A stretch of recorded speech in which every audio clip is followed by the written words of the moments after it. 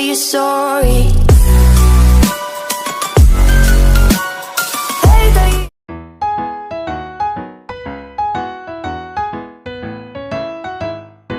Assalamualaikum warahmatullahi wabarakatuh. Kami dari kelompok 1 akan membuat video mengenai efek Zeeman. Kami beranggotakan yang pertama saya sendiri, Farhan Yusra dengan NIM 19033092. Selanjutnya kepada rekan saya. Perkenalkan, nama saya Yuliasni dengan NIM 21033050. Perkenalkan, nama saya Azza Afifah dengan NIM 21033062. Dan saya Devana dengan NIM 21033066.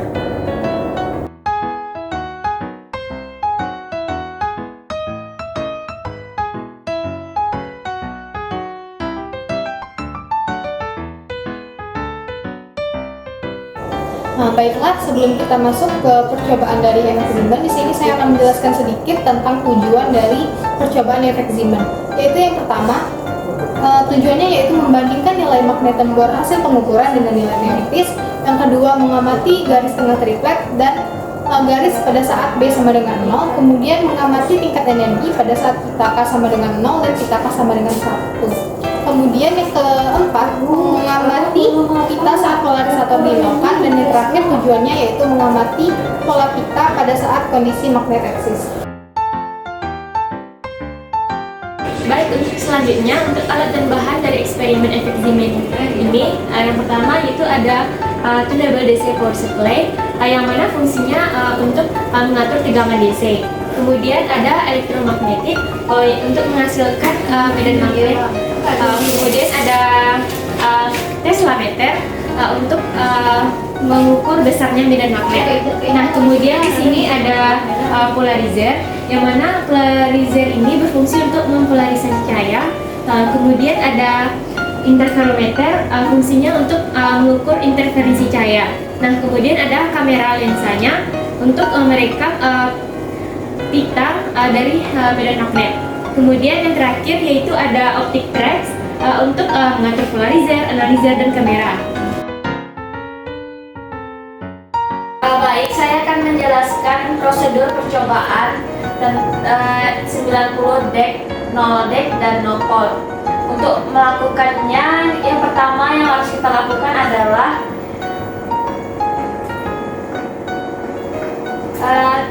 kita mengklik record pada kasko capstone. Kemudian kita memutar arusnya menjadi 5 ampere. Setelah kita tekan sampai 5 ampere, kemudian kita mengklik stop di kasko capstone. Untuk melakukan percobaan ini, kita harus mematikan lampu terlebih dahulu. Baiklah, saya akan menjelaskan prosedur percobaan tentang di mana B-nya sama dengan 0. Yang pertama, kita akan mencari 90 dek terlebih dahulu. Untuk mencari 90 dek itu, kita mengatur polarizernya menjadi 90 derajat. Di sini sudah diatur 90 derajat. Setelah kita mengatur, kemudian kita mengklik rekam dan menaikkan arus satu daya dan naikkan tegangan satu daya menjadi 5 ampere secara perlahan. Setelah tegangannya mencapai 5 ampere, kita menunggu selama 2 detik. Setelah itu kita mengklik stop. Kita klik rekam, kemudian kita memutar arusnya sampai 5 ampere secara perlahan.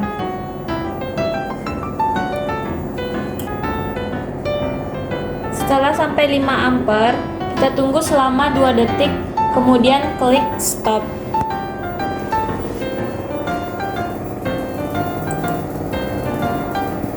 Setelah itu kita turunkan lagi arusnya menjadi 0. Pada data summary, untuk run 1 kita ganti menjadi 90 dek.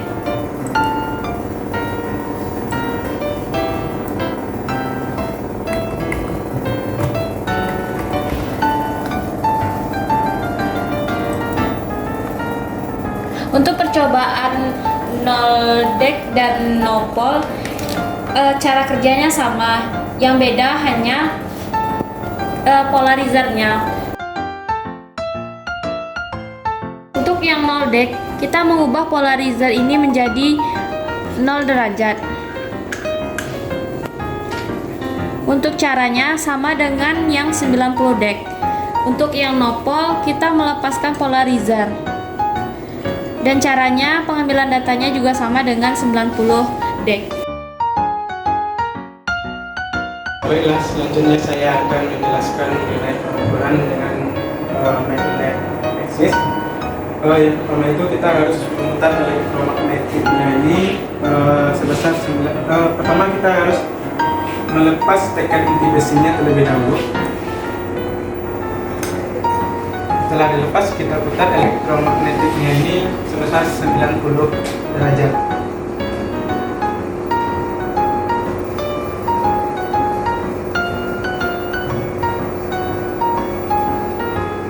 Setelah itu kita atur bagian polarizer ini menjadi 90 derajat. Setelah diatur, kita lakukan perekaman pada komputer. Kemudian kita naikkan arusnya dari 0 hingga menuju ke 5 ampere. Kemudian selanjutnya kita putar polarizer ini kembali ke 0.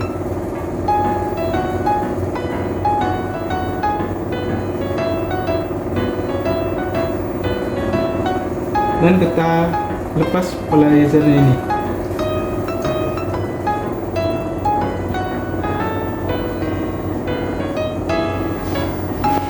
Kemudian selanjutnya kita turunkan satu dayanya ini, arusnya ini kembali ke 0.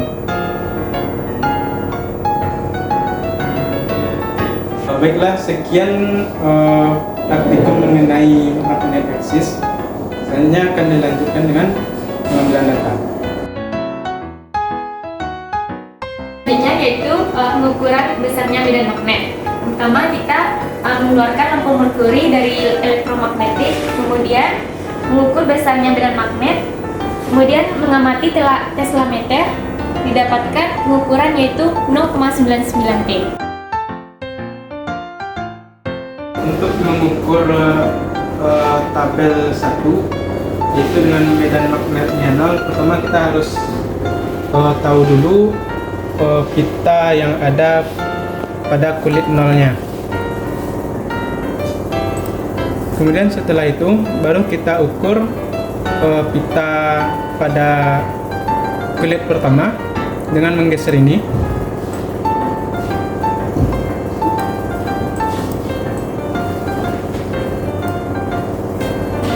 Setelah diperoleh datanya, kita lanjut ke kulit kedua.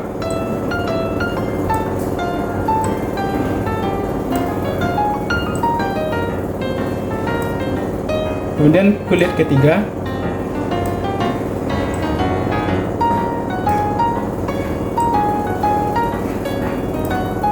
Dan dilanjutkan ke kulit keempat.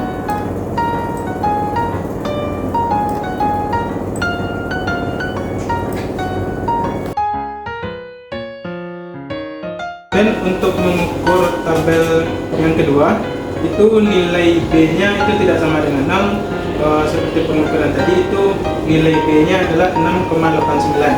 Namun yang kita ukur adalah pada kulit yang pertama.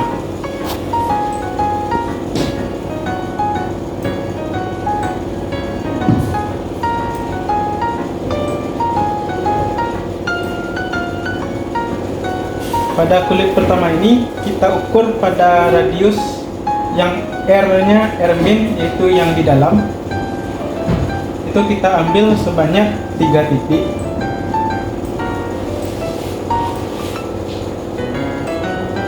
Ini yang pertama.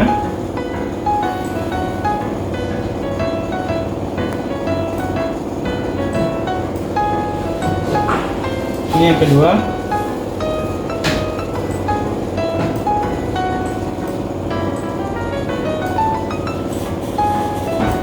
Ini yang ketiga. Kemudian selanjutnya untuk R plusnya atau R yang bagian luarnya kita ambil juga untuk 3 titik.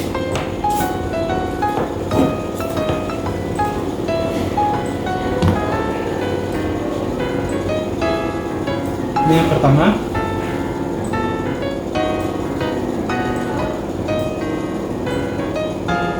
Ini yang kedua.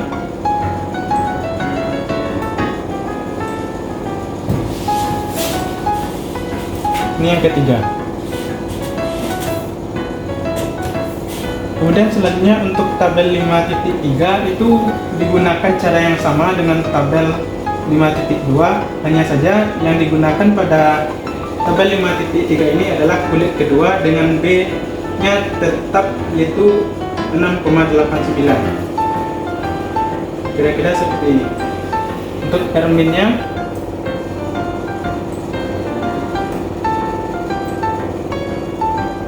ini yang pertama.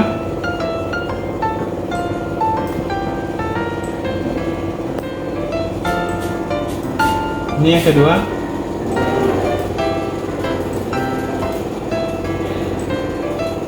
Dan ini yang ketiga.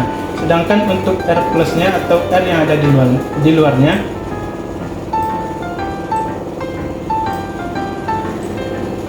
ini titik yang pertama.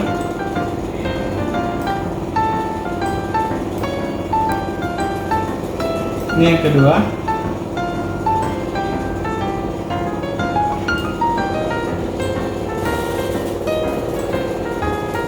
Ini yang ketiga. Baiklah, Assalamualaikum warahmatullahi wabarakatuh.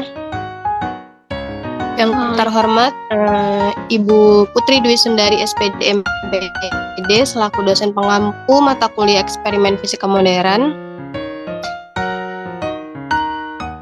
Sebelumnya perkenalkan, nama saya Aza Afifa dengan NIM 210336062 dari perwakilan kelompok 1 akan memimpin diskusi pada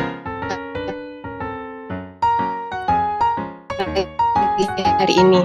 Sebelumnya perkenalkan dengan NIM 19033092, yang kemudian ada Devana 210336066, dan yang terakhir ada Yuliasni dengan NIM 210335050. Baiklah, langsung saja kita ke penyampaian hasil diskusi atau hasil percobaan yang telah kami lakukan, yaitu analisis data untuk tabel 1 dilakukan oleh Yuli. Kepada Yuli dipersilahkan. Saya akan coba menjelaskan untuk tabel data 1 dengan D sama dengan 0.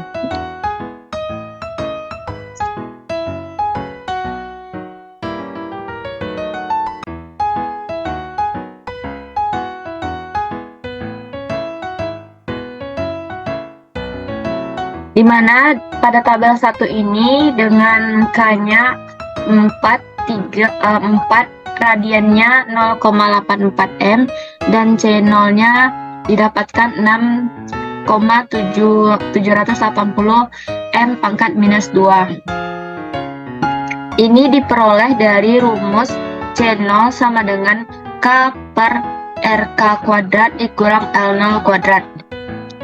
RK di sini adalah nilai radian dari ini. Kemudian K dari nilai K ini. Untuk nilai R0-nya sudah diketahui yaitu 0,34 M. Sehingga diperoleh nilainya menjadi 6780 M pangkat minus 2. Begitu juga untuk K sama dengan 3. Kita masukkan nilai radiannya 0,78 pangkat 2 dikurang 0,34 pangkat 2. Sehingga didapatkan hasil C0-nya 6,088 M pangkat min 2.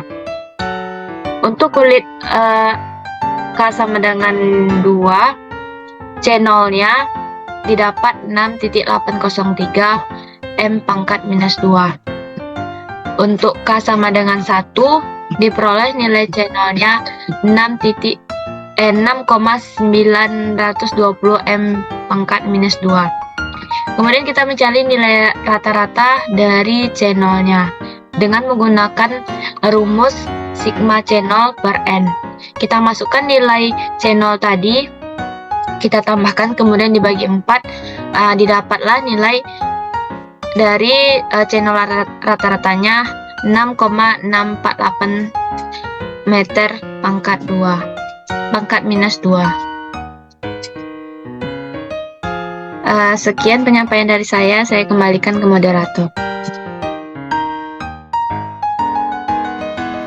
Baiklah, terima kasih kepada Yuli yang telah menyampaikan hasil percobaan untuk tabel 1. Selanjutnya analisis data dari tabel 2 dan 3 akan dijelaskan oleh Bang Farhan Yusra. Kepada Bang Farhan dipersilakan. Baik, terima kasih kepada moderator. Selanjutnya saya akan menjelaskan mengenai tabel 2 dan tabel 3. Yang pertama untuk tabel 2 dulu, itu memiliki B atau medan magnetnya tidak sama dengan 0. Sedangkan untuk nilai K-nya sama dengan 1. Untuk nilai B di sini itu bernilai dengan 6,89 Tesla. Untuk tabel pertama, dicari radius dari kulit dalam dan kulit luarnya, dan baru ditentukan nilai bornya, dan ditentukan juga nilai delta R-nya. Yang pertama itu kami peroleh untuk R dalamnya 0,48 meter, kemudian untuk R luarnya 0,56 meter. Sedangkan untuk mu bornya itu adalah 7,575 kali 10 pangkat min 24 J per T. Sedangkan untuk delta R-nya itu 0,08 meter dengan persentase kesalahan 18%. Kemudian untuk yang kedua, R dalamnya itu adalah 0,45 meter, R luarnya adalah 0,59 meter, kemudian untuk mu bornya adalah 6,981 kali 10 pangkat min 24 J per T. Dengan delta R-nya adalah 0,14 meter dan persen KSR-nya adalah 24%. Kemudian yang ketiga, untuk nilai R dalamnya adalah 0,40 meter, kemudian untuk R luarnya adalah 0,61 meter. Dengan nilai mu bornya adalah 10 dengan nilai mu R-nya dengan nilai mu bornya adalah 10,170 kali 10 pangkat min 24 J per T, dengan nilai selisih R adalah 0,21 meter dengan persentase KSR-nya adalah 9,6%. Kemudian untuk yang tabel 3 itu nilai B-nya masih sama dengan yang sebelumnya, yaitu 6,89 Tesla dengan K-nya adalah 2. Untuk nilai R dalamnya itu diperoleh 0,61 meter, kemudian R luarnya adalah 0,67 meter. Untuk mu bornya adalah 3,682 kali 10 pangkat min 24 J per T, dengan selisih R-nya adalah 0,06 meter, sedangkan persentase KSR-nya adalah 6%. Kemudian yang kedua, nilai R min-nya itu 0,59 meter, sedangkan untuk R plus-nya adalah 0,69 meter. Untuk mu bornya adalah 6,137 kali 10 pangkat min 24 J per T, sedangkan untuk selisih R-nya adalah 0,1 meter, dengan persentase KSR adalah 21%. Kemudian yang ketiga itu R min-nya 0,58 meter, untuk R plus-nya adalah 0,70 meter. Kemudian untuk mu bornya adalah 7,365 kali 10 pangkat min 24 J per T. Untuk selisih R-nya adalah 0,12 meter, dengan persentase KSR adalah 18%. Sedangkan yang keempat, nilai R min-nya adalah 0,56 meter, untuk R plus-nya adalah 0,71 meter, mu bornya 9,077 kali 10 pangkat min 24 J per T, sedangkan selisih R-nya adalah 15 meter, dan persentase KSR-nya adalah 2,1%. Hasil tersebut dapat diperoleh dengan persamaan mu B sama dengan A dikali C dikali rata-rata dibagi dengan 2 dikali B dibagi dengan 2B kali D, kemudian dikali dengan RK plus kuadrat dikurang RK min kuadrat. Sedangkan untuk mencari persentase KSR-nya itu adalah dengan mu H atau mu hitung dikurang mu B dibagi dengan mu H dikali 100% dalam tanda mutlak. Untuk dalam pencarian hasil tersebut itu ada beberapa hal yang harus diketahui. Yang pertama adalah nilai H, yaitu 6,625 kali 10 pangkat min 34 J per T.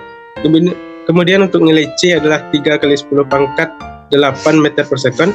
Rata-rata nilai channelnya adalah 6,648 meter min 2. Kemudian untuk nilai B adalah 6,89 Tesla. Kemudian untuk nilai D 0,002 meter. Dan untuk mu hitungnya adalah 9,2747 kali 10 pangkat min 24 J per T. Selanjutnya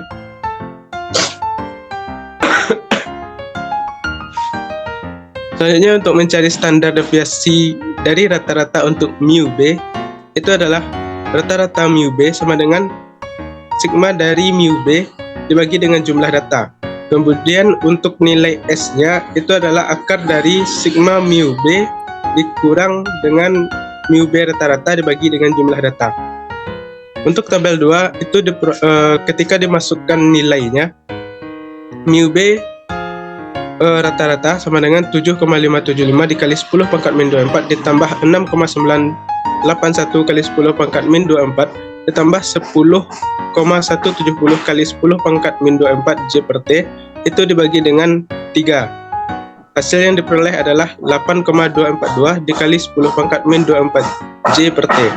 Sedangkan untuk standar deviasinya itu adalah akar dari 7,575 dikurang 8,242 dikali dengan 6,981 dikurang dengan 8,242 dikali dengan 10 pangkat dikali dengan 10,170 dikurang 8,242 dikali 10 pangkat min 24 J per T dibagi dengan 3. Hasil yang diperoleh adalah 1,425 dikali 10 pangkat min 12 J per T. Sedangkan untuk tabel 3, jika dimasukkan nilainya dengan cara yang sama, maka akan diperoleh rata-rata nilai mu B-nya adalah 6,565 dikali 10 pangkat min 24 J per T. Sedangkan untuk nilai standar deviasinya, jika dimasukkan dengan cara yang sama, maka akan diperoleh hasil 2,27 kali 10 pangkat min 12 J per T. Selanjutnya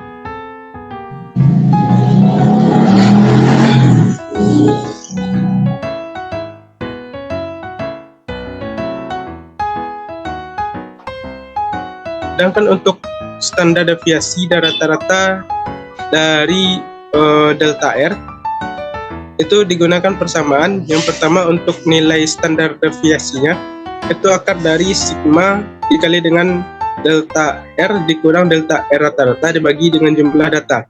Sedangkan untuk delta R rata-ratanya itu diperoleh dengan menggunakan persamaan sigma delta R dibagi dengan nilai N atau jumlah data. Nah, untuk tabel 2 itu nilai delta R rata-ratanya adalah 0,08 ditambah 0,14 ditambah 0,21 dibagi dengan 3.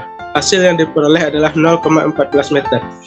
Sedangkan untuk standar deviasinya itu adalah akar dari 0,08 dikurang 0,14 dikali dengan 0,14 dikurang 0,14 dikali dengan 0,21 dikurang 0,14 dibagi dengan 3.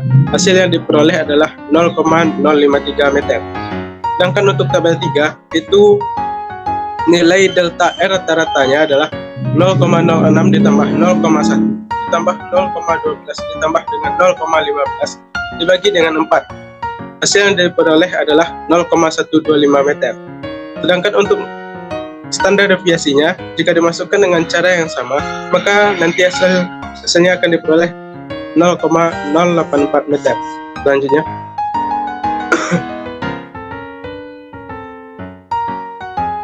sekian dari saya. Salah dan jangkal saya mohon maaf, saya kembalikan kepada moderator. Baiklah, terima kasih kepada Bang Farhan Yusra yang telah menyampaikan analisis data. Baik, terima kasih kepada moderator. Di sini saya akan menjelaskan tentang gambar dari hasil dari eksperimen efek Zeeman itu sendiri. Yang pertama dapat kita lihat dari gambar tersebut ada 90 dek, yang mana gambar yang pertamanya itu didapat dari awal eksperimen. Kemudian gambar yang kedua kita ambil di tengahnya, kemudian gambar yang ketiga di akhir. Selanjutnya itu ada gambar dari 0 dek.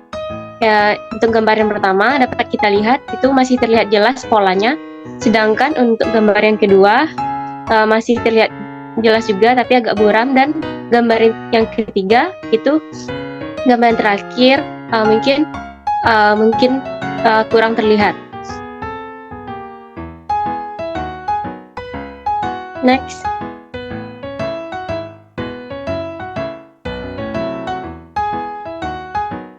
Nah, untuk gambar selanjutnya ada pola dari 0 volt, yang mana untuk gambar di awal dari polanya itu dapat terlihat dengan jelas. Kemudian untuk gambar polanya yang di tengah kita ambil itu masih terlihat jelas. Kemudian untuk gambar yang di akhir atau gambar yang ketiga terlihat kurang jelas. Selanjutnya ada gambar dari magnet axis-nya. Untuk gambar yang pertama kita ambil dari awal percobaan pola dari eksperimen efek Zeeman itu. Kemudian untuk pola yang kedua kita ambil di tengahnya. Selanjutnya untuk pola yang ketiga kita ambil dari di akhir eksperimen tersebut. Nah, dapat kita simpulkan bahwa nilai Magneton-Board hasil eksperimen hampir sama atau mendekati dengan nilai Magneton-Board teori. Nah, perbedaan nilai yang ada terjadi karena kesalahan pengamat dalam keadaan ruang. Kemudian, garis tengah triplet sama dengan saat garis B sama dengan 0. Tidak terjadi perubahan atau pergeseran pada garis tengah triplet.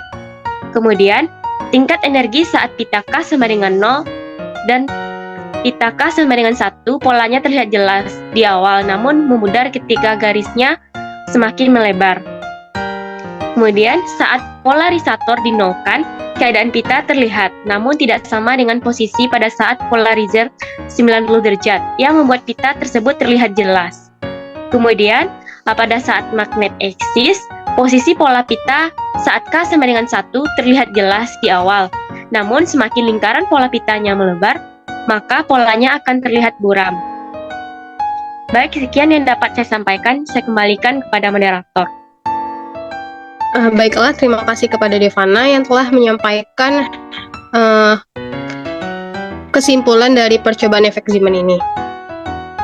Baiklah, sekian pemaparan materi atau pemaparan dari analisis data percobaan efek Zeeman yang telah kami lakukan.